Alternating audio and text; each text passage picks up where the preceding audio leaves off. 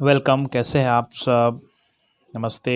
और आज का जो टॉपिक है वो है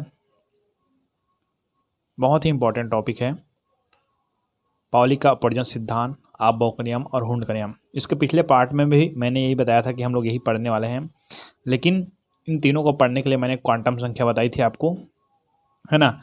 क्वांटम संख्या क्लियर करिए, इसके लिए जो वीडियो है वो इसके डिस्क्रिप्शन बॉक्स में दिया जाएगा, वहाँ आप देख सकते हैं ना। तो ये जो हमारा जो पार्ट है वो फोर्थ पार्ट है, ठीक है। इस चैप्टर का नाम है परमाणु की संरचना। इसका पार्ट 4 है। ये 2 × 2 × 3 + 1 × 4 है ना। चलिए, तो ये परमाणु की संरचना है ना। तो इस वीडियो में एकदम कम्प्लीटली आपको समझ आ जाएगा कि ये अपबॉउ का नियम, हुंड का नियम और पाउली का अपवर्जन सिद्धांत क्यों बताया गया है ना। तो इसके लिए आपको क्वांटम संख्या देखना जरूरी है, और क्वांटम संख्या कैसे निकालते हैं उसका मैंने वीडियो दे रखी है, वहाँ आप जाइए और वीडियो देखिए, कंप्लीट हो जाएगा, फिर यहाँ आना, है ना। अभी यहाँ मुँह नहीं दिखाना है ना। चलिए, तो परमाणु की संरचना हम लोग चलते हैं पार्ट 4 में, है ना। चलिए, चौथा वीडियो है, इसके बाद और नई वीडियो बनाऊंगा मैं। तो आगे चलते हैं हम लोग पाउली का अपवर्जन सिद्धांत। इसके लिए मैंने कुछ बेसिक नॉलेज आपको दे रखी है, अगर उसको नहीं देखे हैं तो अभी इस वीडियो में फिर मैं बेसिक नॉलेज देता हूँ। केवल 1 मिनट लगेगा और आप अच्छे से सुनिएगा, क्योंकि एकदम ज़रूरी है ये, है ना। चलिए, सबसे पहले तो आपको ये जानना है कि कोई भी ये जो परमाणु है ना, परमाणु है, इसके जो मध्य भाग है, बीच भाग है, उसमें होता है नाभिक। क्या होता है? नाभिक, है। नाभिक कौन सा आयन वाले होते हैं? प्लस आयन वाले होते हैं। ये हो गया नाभिक। और नाभिक के चारों ओर होती है कक्षक। कक्षा बोलते हैं उसको, कक्षक नहीं बोलेंगे, कक्षा, ठीक है जी। तो प्रत्येक जो परमाणु होते हैं इसमें कक्षा, क्या क्या कक्षा होते हैं? ऑर्बिट, ठीक है, कक्षा, कक्ष बोलते हैं इसको। तो यहाँ पर के कक्षा, एल, एम, और एक और होता है एन। चलिए, ये क्लियर कर लीजिए आप, है ना, के एल एम एन। तो ये कक्षा हम लोग एन से प्रदर्शित करते हैं, ठीक है, कक्षा को एन से, है ना। अब ये तो आपको क्लियर हो गया कि हमारे पास 4 कक्षा, के एल एम और एन। चलिए, इसको हम लोग बोलते हैं ऊर्जा स्तर। क्या बोलते हैं? ऊर्जा स्तर बोलते हैं, ठीक है। अच्छा समझना इसको, ये के एल एम एन ये क्या है? ऊर्जा स्तर है। चलिए, इसको हम लोग बोलते हैं एनर्जी लेवल, ठीक है, एनर्जी लेवल, ऊर्जा स्तर, है ना। इसको बोलते हैं हम लोग कोष। क्या बोलते हैं? कोष। कोष, कक्षा, कक्ष, ऊर्जा स्तर, कोष, ये सब है के एल एम एन। ये क्लियर होगी आपको, होगी क्लियर। चलिए, आगे बढ़ते हैं।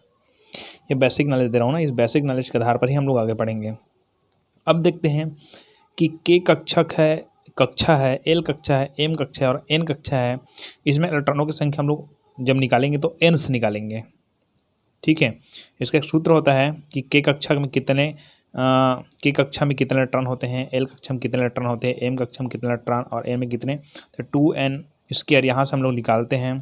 के का मान 1 मानते हैं, एल का मान 2, इसका मान 3, इसका मान 4, क्योंकि पहला कक्षक, दूसरा कक्षक, तीसरा और चौथा कक्षा। मैं कक्षा कक्षक बोल देता हूँ बार बार, है ना, लेकिन एक्चुअली में क्या है, वो कक्षा है ना। कक्षक कब आएगा तब उसको बताऊँगा मैं। चलिए, तो इसको कैसे निकालते हैं? तो के कक्षा में कितने इलेक्ट्रॉन, तो कैसे निकालते हैं? 2n square. चलिए, 2, n का मान 1, इसको n का मान है, ये सब दिया है, वो n का मान है 1, है ना। 1 का वर्ग, 1 का वर्ग, तो क्या लिख लेगा? 2। तो के कक्षा में कितने इलेक्ट्रॉन? 2 इलेक्ट्रॉन। एल के लिए निकालिए, एल के लिए 2 गुणित n का मान कितना? 2, तो 2 का वर्ग, 2 दूनी 4 और 4 दूनी 8, मतलब एल कक्षा में कितने इलेक्ट्रॉन? 8 इलेक्ट्रॉन। एम कक्षा में यहाँ पर 3 रहेगा, 3 त्रिक 9, 9 दूनी 18, इसमें कितने? 18, और इसमें आ जाएगा 32। कितना आ जाएगा? 32। मतलब के कक्षा में 2 इलेक्ट्रॉन, एल कक्षा में 8 इलेक्ट्रॉन, एम कक्षा में 18 इलेक्ट्रॉन और एन कक्षा में 32 इलेक्ट्रॉन। ये तो हो गया कक्षा की बात। अब हम लोग चलते हैं कक्षा के अंदर और क्या है। तो कक्षा के अंदर कक्षक हैं, तो कक्षक के पहले क्या है? उपकोष है। क्या है? उपकोष। तो के एल एम एन ये हो गया कोष। क्या हो गया? कोष। पूरी जानकारी मिलेगी आपको, नथिंग इज पॉसिबल, है ना, पूरी जानकारी मिलेगी। इसको बोलते हैं कोष। क्या बोलते हैं? कोष। अब इस कोष में होता है उपकोष। क्या होता है? उपकोष, है ना। तो उपकोष क्या उस कोष है भाई हमारे पास, तो के कोष में एस उपकोष है, ठीक। एल कोष में एसपी उपकोष है, दो उपकोष यहाँ पास, ठीक। एम में एसपी और डी तीन उपकोष हैं, और एन कक्षा में एस पी डी और एफ चार उपकोष हैं। बात क्लियर हो रही है, कोष में उपकोष। अब उपकोष में कक्षकें होती हैं, क्या होती हैं, कक्षकें होती हैं। तो कितने कक्षक होती हैं भाई, कितने, कौन कितने कक्षक होते हैं, ये एस है, ये पी है, क्या है, उपकोष है। इस उपकोष में कक्षक क्या होते हैं, कक्षक। तो कैसे कक्षक, एस को देखिए, एस में एक कक्षक होता है, एक खंड से बना होता है। जो एस उपकोष है इसको हम लोग बोलते हैं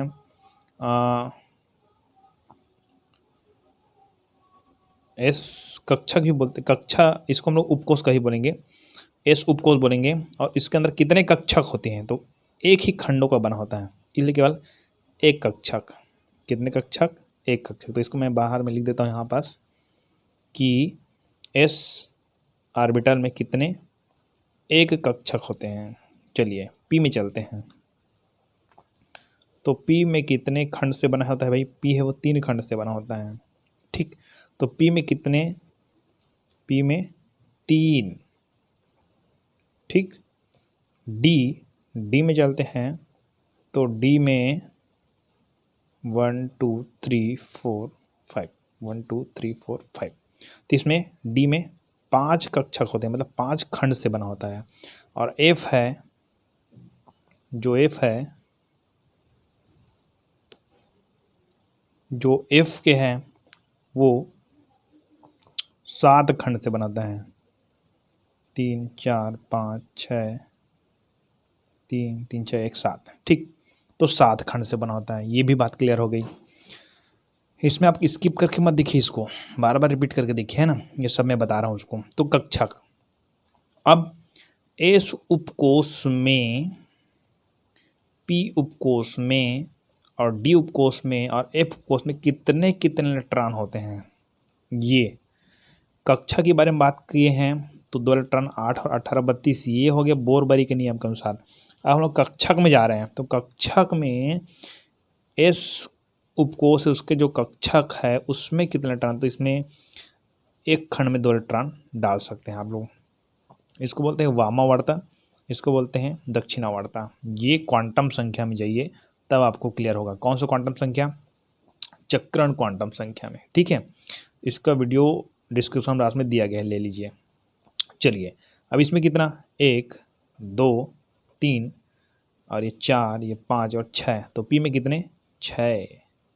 कहाँ पर लिखूँ मैं इसको, एस कक्षक में कितना इलेक्ट्रॉन, 2 इलेक्ट्रॉन। एस उपकोष में जी 2 इलेक्ट्रॉन। पी उपकोष में 2 2 4 2 3 6 इलेक्ट्रॉन। और इसमें डी में 5 खंड है ना, तो 5 दूनी कितना होगा, 10। तो डी में 10 इलेक्ट्रॉन, इसमें 7 है एफ में, तो इसमें कितना, 14 इलेक्ट्रॉन। इसी को आपको याद रखना है कि एस उपकोष में कितने इलेक्ट्रॉन होते हैं, पी उपकोष में कितने इलेक्ट्रॉन होते हैं, डी उपकोष में कितना और एफ उपकोष में कितना इलेक्ट्रॉन। यही आपके ऑफ-बाउ नियम के लिए लागू होगा, ठीक है जी। यही आप क्लियर करिए। और यही भी अभी जो बताया मैंने, 1 ये 2 ये 3 ऐसे करके पहले एक एक भरा हूँ ना, उसके बाद फिर उसके बाद रिपीट किया हूँ, दूसरा तीसरा चौथा ऐसे करके, है ना।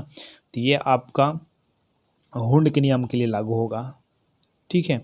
और आपको यही पर मैंने बताया था, ये दक्षिणावर्त और वामावर्त है, ये लागू होगा आपके लिए पाउली का अपवर्जन सिद्धांत। तो ये जो बेसिक नॉलेज दी गई है वो अगर आप समझ जाते हैं, है ना, तो इसमें आपको कोई दिक्कत नहीं होगी तीनों नियम को समझने के लिए। तो सबसे पहले हम लोग चलते हैं तीनों नियम में पाउली के अपवर्जन सिद्धांत में, सबसे पहला सिद्धांत, ठीक है। तो चलिए लेट्स स्टार्ट। पाउली का अपवर्जन सिद्धांत, है ना। इसमें मैंने बहुत सारे उदाहरण दे रखी है, उसको आप देखिए ज़रूर। हाँ चलिए, तो अब मैंने बताया है कि किसी परमाणु के किन्हीं दो इलेक्ट्रॉन, ये परमाणु है, एक परमाणु का चित्र मैंने बनाई है, वहाँ पर नाभिक होता है, यहाँ पर कक्षा होती है, और कक्षा वगैरह आप बहुत सारे नियम देख चुके हैं। तो चलिए, ये हमारे पास एक परमाणु है, चलिए इसको मैं छोटा रूप बनाता हूँ। ये हमारे पास एक परमाणु है, ठीक, और ये दूसरा परमाणु है। तो पहला परमाणु का नाभिक रहेगा तो दूसरा परमाणु का भी नाभिक रहेगा। हाँ, पहला परमाणु का इलेक्ट्रॉन रहेगा, नाभिक कक्षक रहेंगे तो इसको भी कक्षक रहेंगी। ओके, ये किसी परमाणु के, है ना, ये हमारे पास परमाणु, ये हमारे पास दो परमाणु ले लिए, ठीक। अब दो परमाणु में, अरे एक परमाणु में एक से अधिक इलेक्ट्रॉन होते हैं क्या, तो बहुत सारे क्या रहेंगे, इलेक्ट्रॉन रहेंगे। इसमें भी क्या रहेंगे, बहुत सारे क्या रहेंगे, इलेक्ट्रॉन रहेंगे, है ना। अब एक को हम लोग काटते हैं, अभी केवल एक बस की बात करते हैं। तो ये जो इस परमाणु, इसमें एक इलेक्ट्रॉन, दो इलेक्ट्रॉन, तीन इलेक्ट्रॉन, चार इलेक्ट्रॉन, बहुत सारे इलेक्ट्रॉन हो सकते हैं एक परमाणु में जी। चलिए, तो एक ही परमाणु देखते हैं, तो इसमें से एक इलेक्ट्रॉन निकाल लेते हैं और एक और इलेक्ट्रॉन निकाल लेते हैं, दो इलेक्ट्रॉन निकाल लेते हैं हम लोग। बात को गहराई समझना, ठीक है। तो ये हमारे पास एक है परमाणु, और परमाणु में क्या होता है, इलेक्ट्रॉन, क्या है, इलेक्ट्रॉन यहाँ पास है ना। तो हमने कितने इलेक्ट्रॉन निकाल लिए, दो इलेक्ट्रॉन। चलिए, तो मैं इसको इलेक्ट्रॉन को कहाँ पर लिखूँ, यहाँ पर लिख देता हूँ, एक इलेक्ट्रॉन और दो इलेक्ट्रॉन, ठीक। तो किसी परमाणु के, ये परमाणु है, ये क्या है, परमाणु है, तो किसी परमाणु के दो इलेक्ट्रॉनों की, ये एक इलेक्ट्रॉन, ये दूसरा इलेक्ट्रॉन, ओके। तो किसी परमाणु के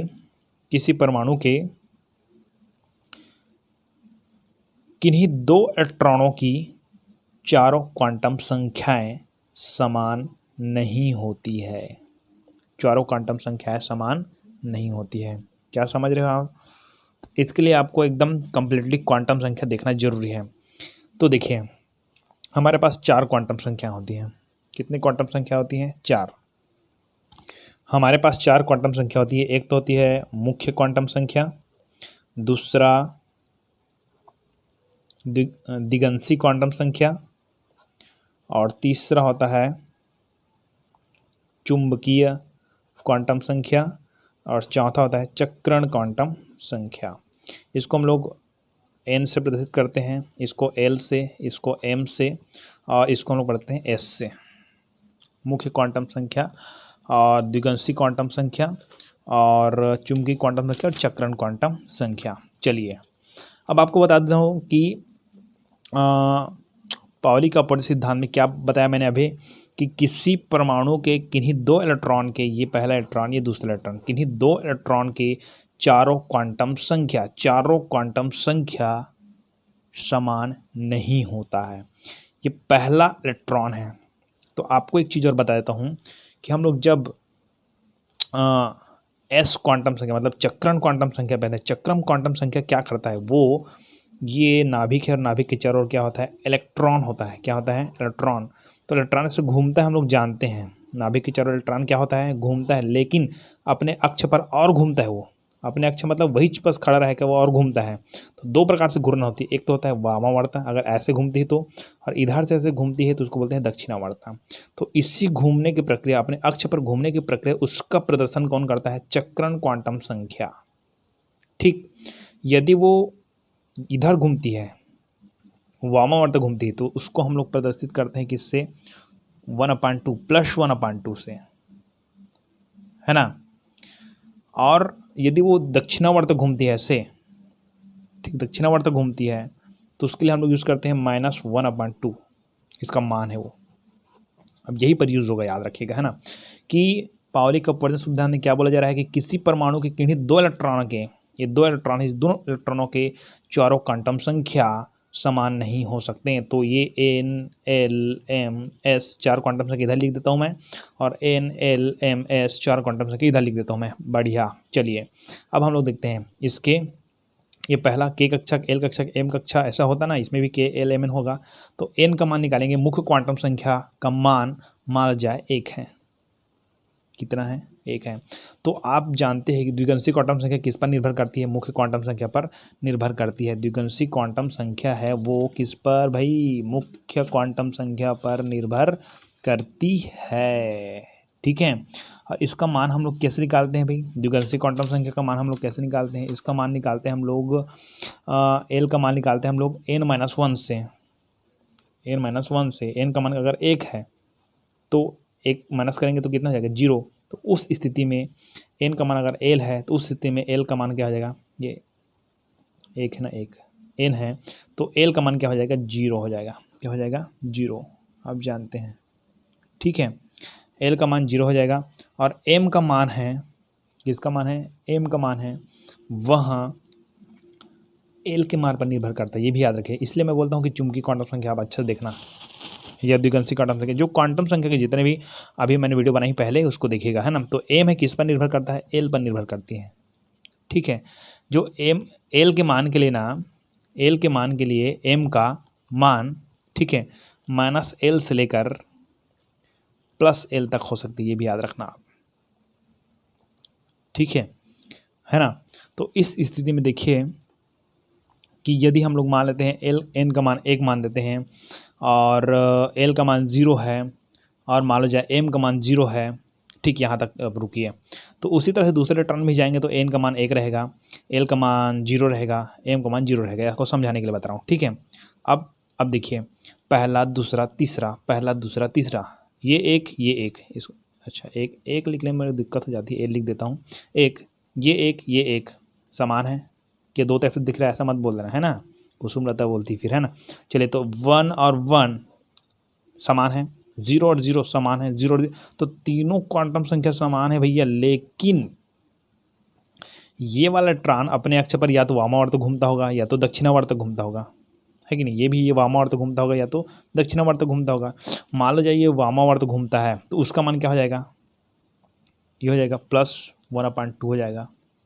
ठीक, एस का मान जी, चक्रण क्वांटम संख्या का मान जी, और एस का मान यदि ये वामावर्त घूमता है तो ठीक है +1/2 हो सकता है, लेकिन अगर वह दक्षिणावर्त घूमता होगा, ये वाला जो परमाणु है वो, तो उसका मान हो जाएगा -1/2।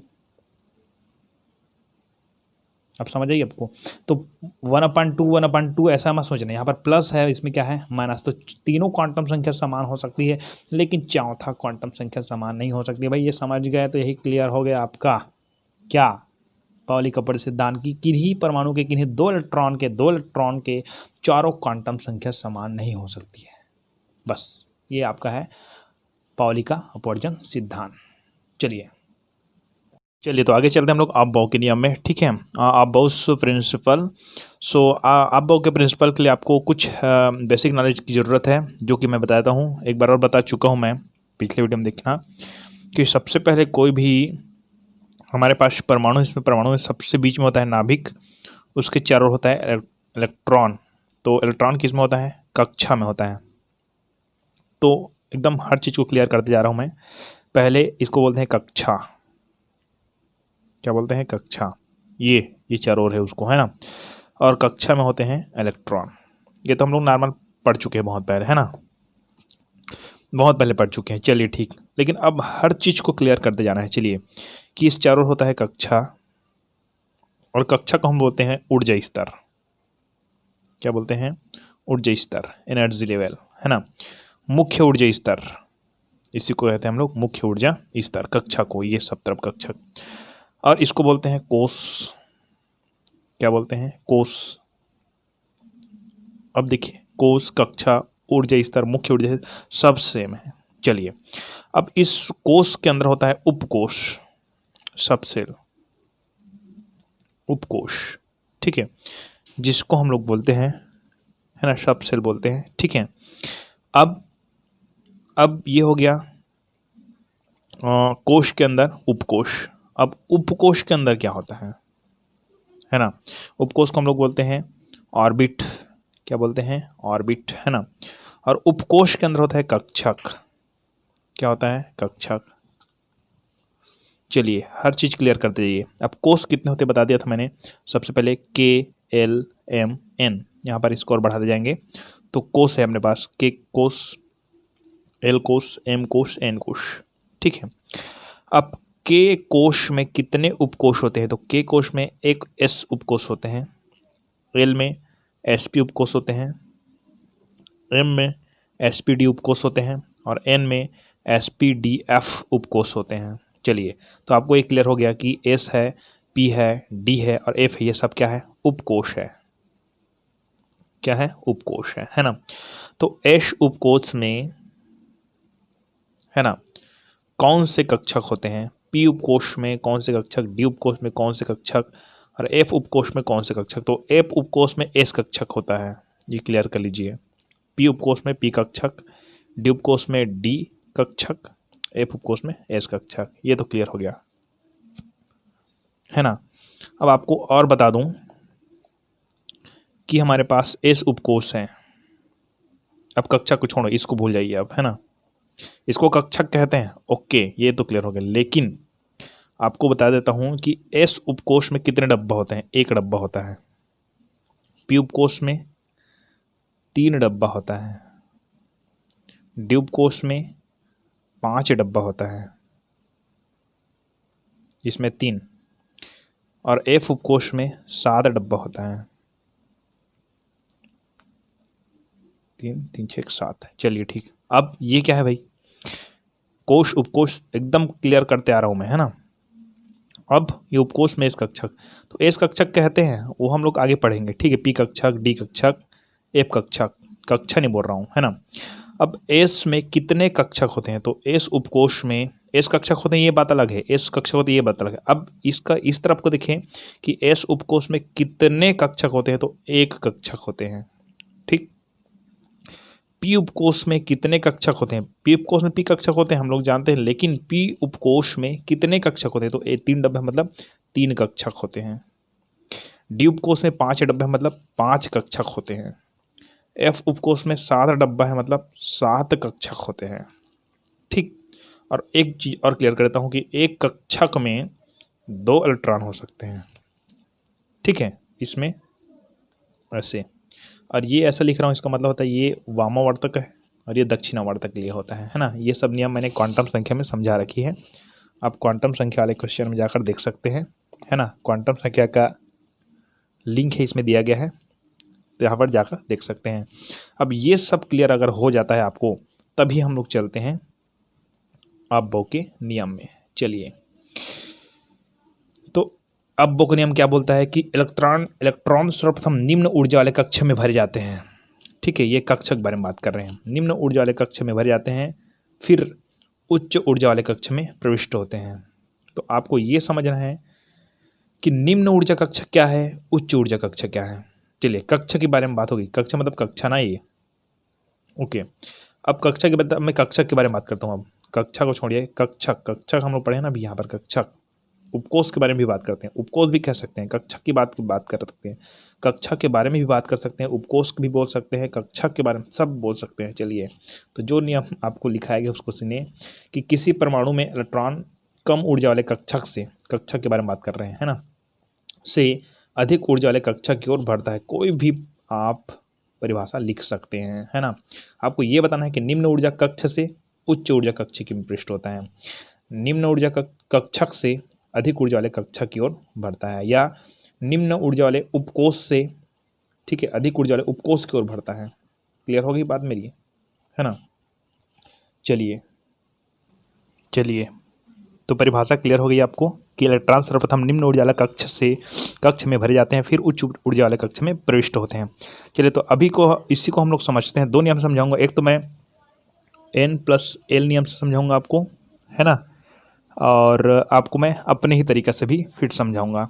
तो दोनों तरीक़ा से हम लोग चलेंगे, है ना। N+L नियम से भी चलेंगे और मेरे नियम से भी चलेंगे। चलिए, तो अब हम लोग पहले आपको बता देता हूँ कि कैसे भरते हैं, है ना। पहले एक लाइन में आपको तरीका बता देता हूँ हम लोग कैसे भरेंगे उसको।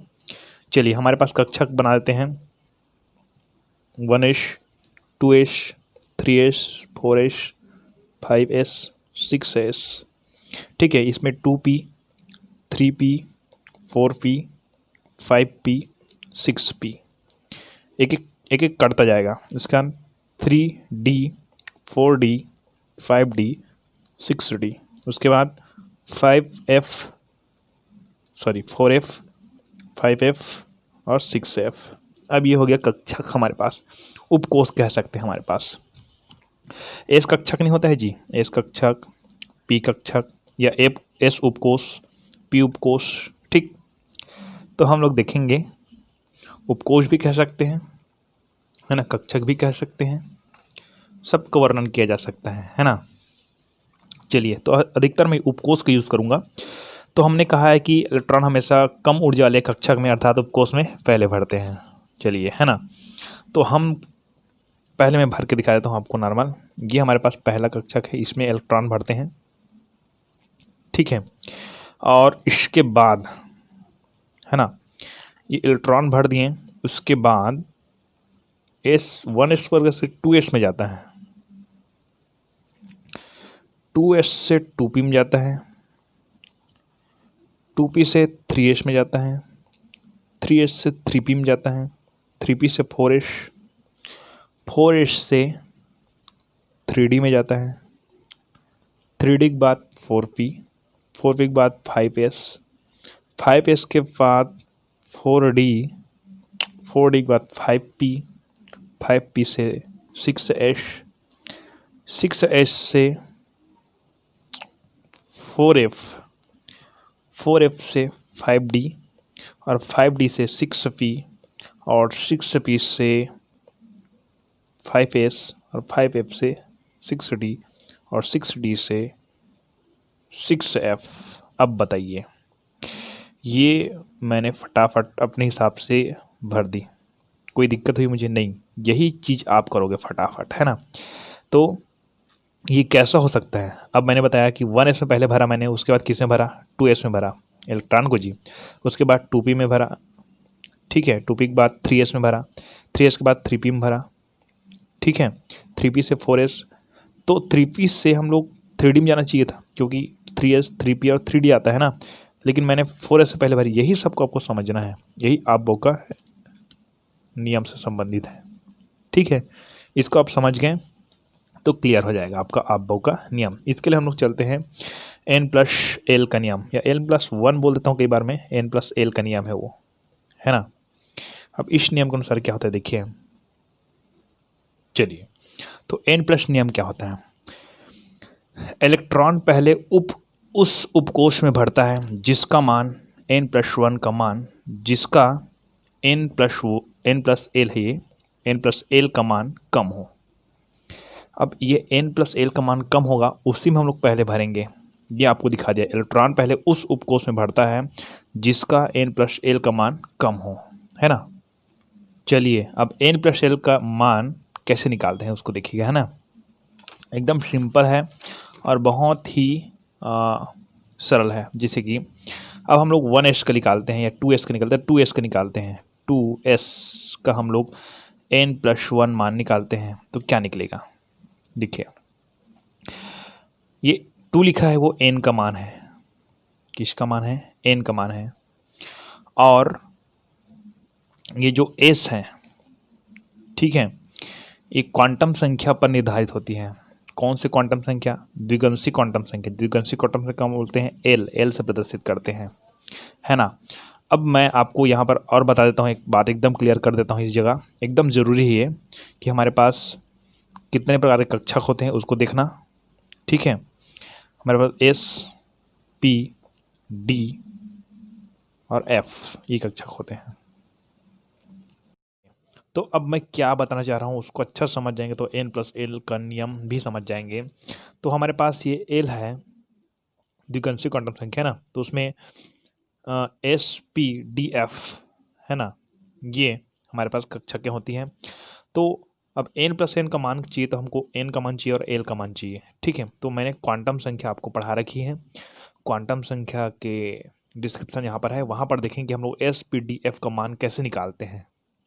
जो द्विगंशी क्वांटम संख्या है वो n पर निर्भर करता है ना। तो कैसे निकालते उसका वीडियो मैं बना चुका हूँ, आप लोग जाकर देख लीजिए।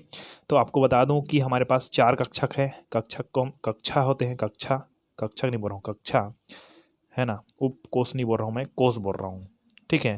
तो हमारे पास k होता है, l होता है, m होता है, n होता है। तो k को 1 से प्रदर्शित करते हैं, l को 2 से, m को 3, ये 4, ये 5 ऐसे बढ़ते जाता है, ठीक है।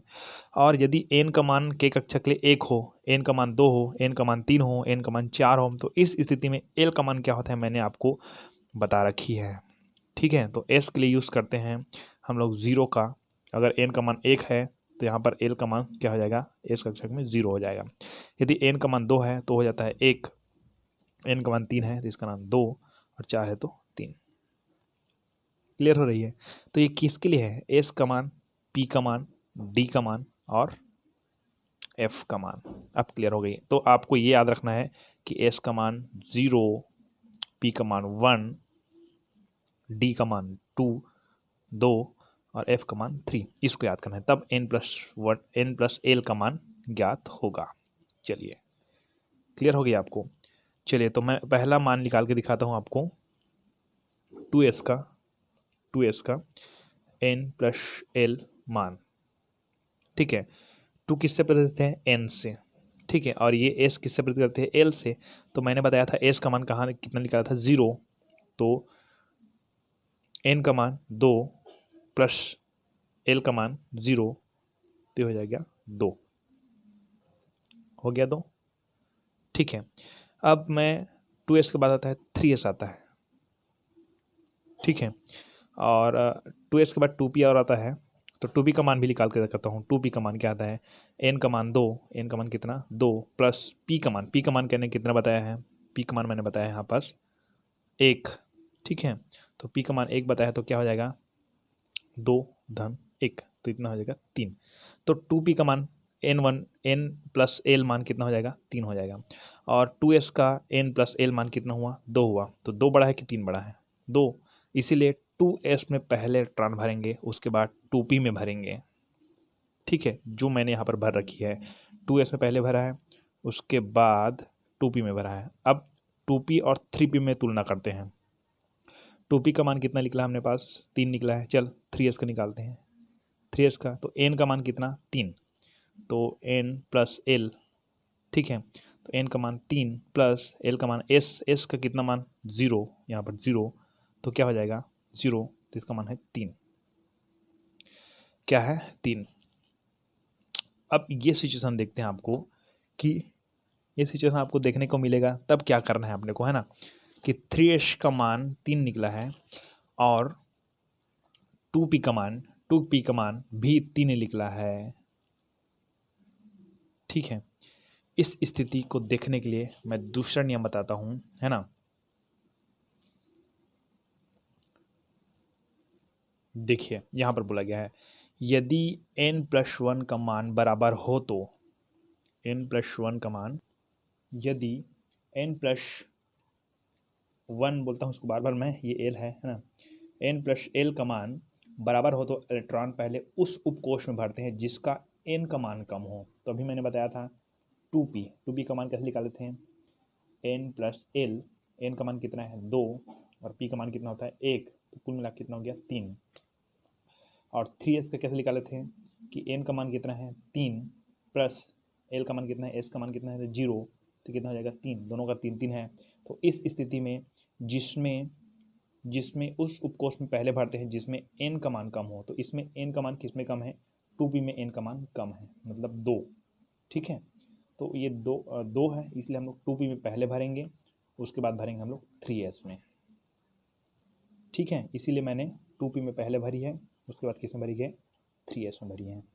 ठीक है, अब 3s के बाद 3p में जाएंगे, तो 3p का मान भी निकाल लो आप। 3p का मान कैसे निकालोगे, कि n+l, तो n का मान कितना है 3 और p को हम लोग किससे प्रकट करते हैं 1 से, तो n+l का मान कितना निकल गया 4।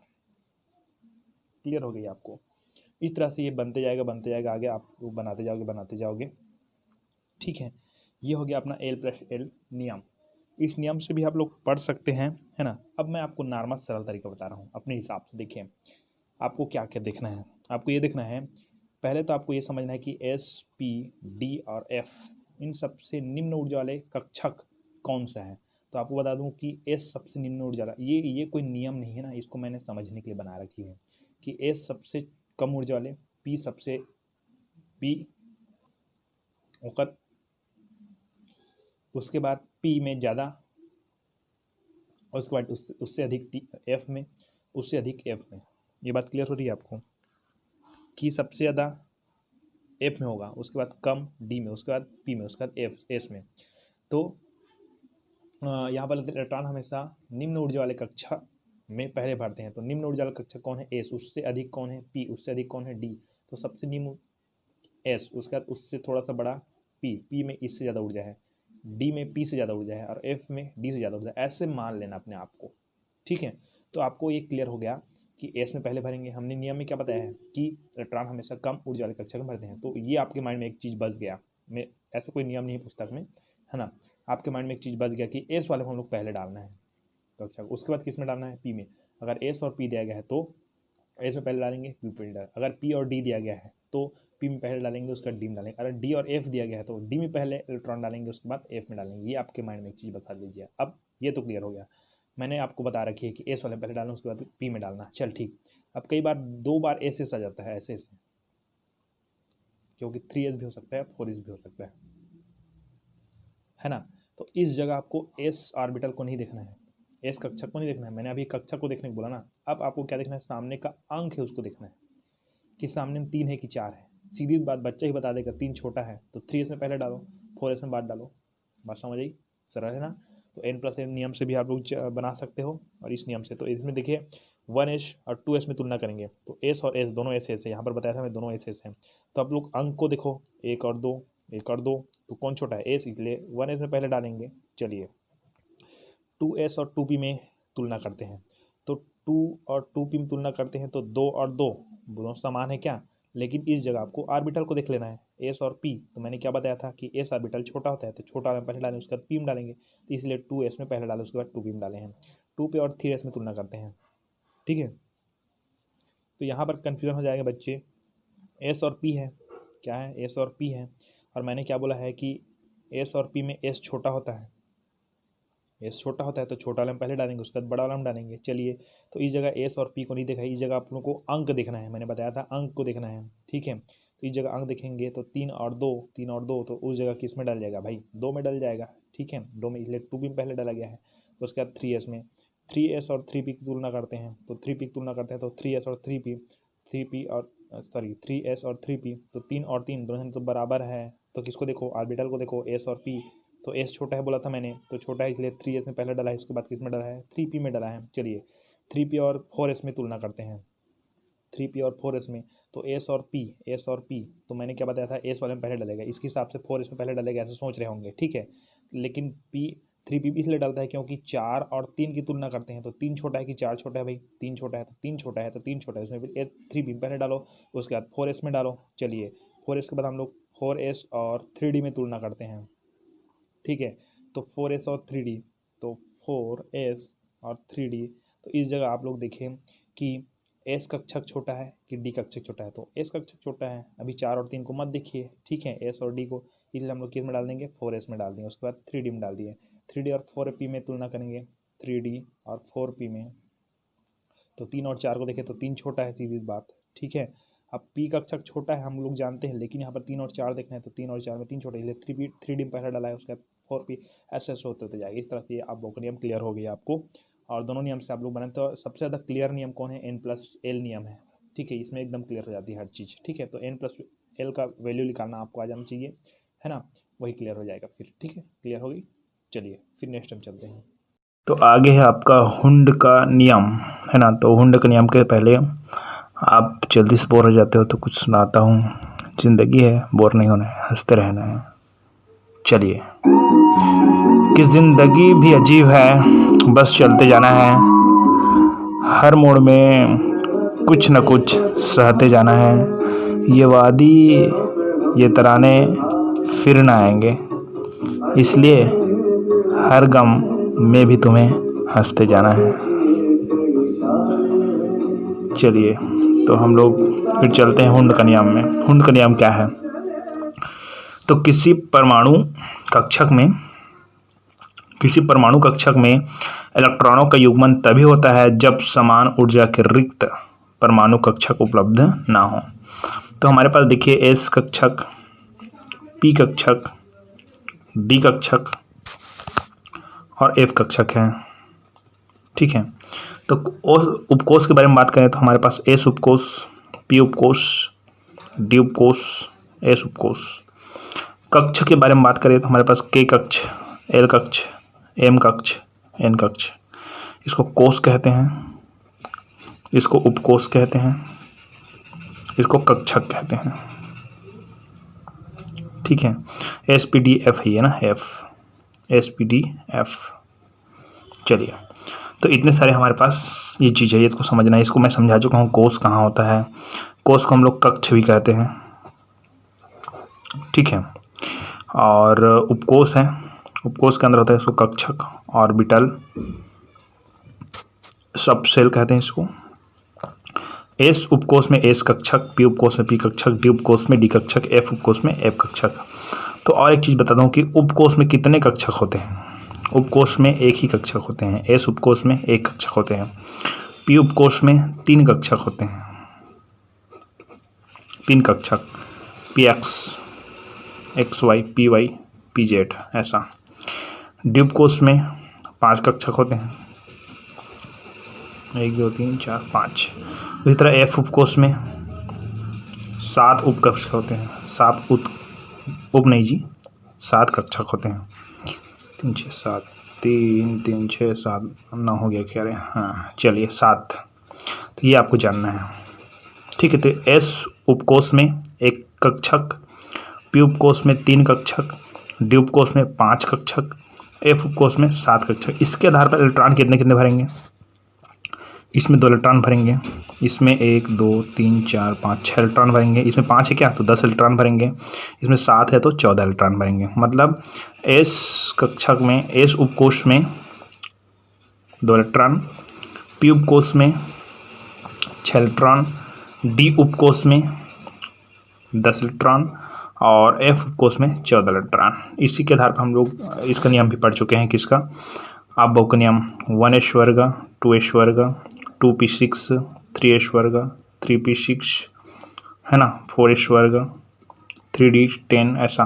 तो ये 2 क्यों लिखे हैं, 6 क्यों लिखे हैं, इसमें 2 क्यों लिखे हैं, 6 क्यों लिखे हैं, 10 क्यों, इसी के कारण कि एस कक्षक में 2 इलेक्ट्रॉन, पी कक्षक में 6 इलेक्ट्रॉन, डी में 10 और एफ में 14। ठीक है, इस तरह से भर जाएंगे। तो हमारा मेन टॉपिक तो ये नहीं है। हमारा मेन टॉपिक ये है कि किसी परमाणु कक्षक में इलेक्ट्रॉनों का युग्मन तभी होगा जब समान ऊर्जा के रिक्त परमाणु कक्षक उपलब्ध ना हो। चलिए, तो मैं पहले एस कक्षक के बारे में बताता हूँ। एस कक्षक में कितने, एस उपकोष में कितने कक्षक, 1 कक्षक, पी उपकोष में 3 कक्षक, ये 3 कक्षक। चलिए, किसी परमाणु कक्षक में इलेक्ट्रॉनों का युग्मन तभी होगा जब समान ऊर्जा के रिक्त परमाणु कक्षक उपलब्ध ना हो। तो एस उपकोष में मान लिया हमको इलेक्ट्रॉन भरना है, तो सबसे पहले क्या भरेंगे, ये 1 इलेक्ट्रॉन भर दिए। ठीक है, अब एक के बाद इसको दूसरे इलेक्ट्रॉन को इधर से जाते हैं तो 1 भर दिए, उसके बाद फिर वापस आते हैं तो 1 और भर देते हैं ऐसे। ठीक है, अभी कुछ ज़्यादा क्लियर नहीं होगा, आप देखिए, देखते रहिए, क्लियर हो जाएगा। पी में कितने कक्षक होते हैं, 3। तो कैसे भरेंगे इलेक्ट्रॉन, 1, ठीक है, ये 2 और ये 3। आप ये मत सोचना कि एक बार दूसरे इसमें भर देंगे, नहीं भरेंगे। तो किसी परमाणु कक्षक में इलेक्ट्रॉनों का युग्मन तभी होगा, युग्मन मतलब ये अकेला है, इसको हम लोग 2 ठन लिखेंगे तो युग्मन हो जाएगा। ठीक है, तो किसी परमाणु कक्षक में इलेक्ट्रॉनों का युग्मन तभी होगा जब समान ऊर्जा के रिक्त परमाणु कक्षक उपलब्ध ना हो। अब देखिए, हमारे पास मान लीजिए एग्जाम्पल के लिए 3 इलेक्ट्रॉन बचा है, तो 3 इलेक्ट्रॉन क्या करेंगे, 1 इसमें डालेंगे, 2 ये 3, ये 3 को इसमें से युग्मन नहीं कर देंगे शुरू वाले को। यदि हमारे पास केवल 2 ही कक्षक होता है ऐसे, तो क्या करते हैं, ये 3 को कैसे डालते हैं, 1 2, अब 1 और बचा, तो हमारे पास समान ऊर्जा के, यहाँ पर देखिए, जब समान ऊर्जा के रिक्त परमाणु कक्षक उपलब्ध ना हो, तो चलिए ठीक, हमारे पास उपलब्ध नहीं है, तो तीसरा नंबर का इलेक्ट्रॉन कहाँ भरते हैं, यहाँ भरते हैं। ऐसा, ये समझ आ गया होगा आपको कि किसी परमाणु कक्षक में इलेक्ट्रॉनों का युग्मन तभी होता है जब समान ऊर्जा के रिक्त परमाणु कक्षक उपलब्ध ना हो। ठीक, इसी को दूसरे तरीका से हम लोग कह सकते हैं कि समान ऊर्जा वाले कक्षकों में इलेक्ट्रॉनों का युग्मन तभी होता है जब खाली कक्षक उपस्थित ना हो। तो यही फिर इसको समझाने की कोशिश कर रहा हूँ मैं आपको। ठीक है, 1s वर्ग 2s वर्ग 2p6 ऐसा। ठीक, यहाँ पर कितने कक्षक एस ऑर्बिटल में, सॉरी एस उपकोष में कितने कक्षक, 1 कक्षक होते हैं। पी उपकोष में कितने कक्षक होते हैं, 3 कक्षक होते हैं, है ना। चलिए, चलो हमारे पास मान लो जाए 20 इलेक्ट्रॉन है, 20 तो नहीं करेंगे, 15 किसका, 12 कर देते हैं। 12 किसका है, मैग्नीशियम का है। ठीक है, मैग्नीशियम का है ना। तो कैसे भरेंगे इसको हम लोग, कैसे भरेंगे, तो 1s वर्ग है उसमें क्या करेंगे, तो सबसे पहले हम लोग 1 को एक इलेक्ट्रॉन डालेंगे, ठीक है, s वर्ग में, है ना। एक के बाद इसको युग्मन कर देंगे, चलो उसका इसमें एक डालेंगे, इसको युग्मन कर देंगे, ठीक है। अब इधर तो कोई दिक्कत नहीं होती है ना। अब इधर दिक्कत देखिए, हमारे पास कितना इलेक्ट्रॉन हो गया, 1 2 3 और 4 इलेक्ट्रॉन खपत हो गया। कितने इलेक्ट्रॉन के हमारे पास 12 है, 4 खपत हो गया, है ना। तो हमारे पास कितना बचा भाई, अब अपने पास बचा 8 इलेक्ट्रॉन, ठीक। अब हमारे पास ये 3 है। अब यहीं पर समझना है आपको कि समान ऊर्जा वाले कक्षकों में इलेक्ट्रॉन का युग्मन तभी होता है जब खाली कक्षक उपलब्ध ना हो, ठीक। तो हमारे पास 8 है क्या, 1 और ये 2 और ये 3। अब देखिए इलेक्ट्रॉन हमने डाल दिया, उसके बाद हमारे पास तो डी कक्षक भी होता है ना, इधर 3s जाएगा, उसका डी कक्षक आएगा। तो डी कक्षक कितने कक्षक रहेंगे, 1 2 3 4 5। डी उपकोष में 5 कक्षक रहेंगे। अब हमारे पास 8 इलेक्ट्रॉन है, हमने कितना डाल दिया, 1 2 3 और कितना बचा, 5 बचा। तो इधर हम लोग 1 2 3 4 5 ऐसे नहीं ले जा सकते भाई, इसको नहीं ले जा सकते। क्यों नहीं ले जा सकते हैं, क्योंकि अपने को क्या करना है कि इधर पी कक्षक में और कक्षक नहीं है इधर, है ना। पी उपकोष के लिए पी उपकोष यही से लास्ट होता है। जब तक कि पी उपकोष नहीं भरेगा, अब बॉक नियम से अब और बहुत सारे नियम है कि ये कक्षक नहीं भरेगा तो आगे हम लोग बढ़ेंगे नहीं, ठीक है। तो इसको कैसे भरेंगे, तो 1 2 3 हो गया, 3 हो गया, अब 5 बचा ना, तो इसको हम लोग युग्मन करेंगे, ये युग्मन हो गया, क्योंकि पी कक्षक और हमारे पास नहीं है। तो यही पर बोला गया है कि समान ऊर्जा वाले कक्षक, समान ऊर्जा वाले खाली कक्षक उपस्थित ना हो। तो हमारे पास पी कक्षक के सिवाय और पी उपकोष में पी 3 कक्षक है हमारे पास। बार बार आप लोग कन्फ्यूजन मत होना कि एक बार सर उपकोष बोलते हैं, एक बार कक्षक बोलते हैं। तो बता दूं कि पी उपकोष में कौन सा कक्षक होता है, पी कक्षक होता है। इसमें पी एक्स, पी वाई और पी जेड, ठीक। हाँ, तो पी उपकोष में हम लोग 8 इलेक्ट्रॉन को भरना था ना, तो 1 इसमें डाल दिए, 2 इसमें, 3 डाल दिए। अब चौथा इलेक्ट्रॉन को यही शुरू करना है, ये 4 ये 5 और ये 6, और हमारे पास कितना था, 8 था। अब बचा कितना, 2। कितना इलेक्ट्रॉन बचा, 2 इलेक्ट्रॉन। अब इसके बाद हम लोग आगे जा सकते हैं, इसके बाद आगे हम लोग क्या कर सकते हैं, जा सकते हैं, ठीक है। कि 2 2 4 और 6 4 कितना हो गया, 10।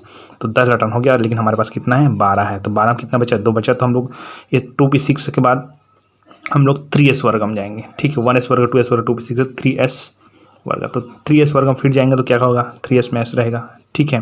तो 3s में एक इलेक्ट्रॉन फिर डालेंगे, 2 बचा है ना हमारे पास, 1 इलेक्ट्रॉन फिर डालेंगे ऐसे। जब पूरा ये बढ़ता जाएगा तब हम लोग 5 तब डी कक्षक में जाएंगे, तब 5 कक्षक को भरना है। इस तरह से ये आपका हुंड का अधिकतम बहुलता का नियम भी कंप्लीट हो गई।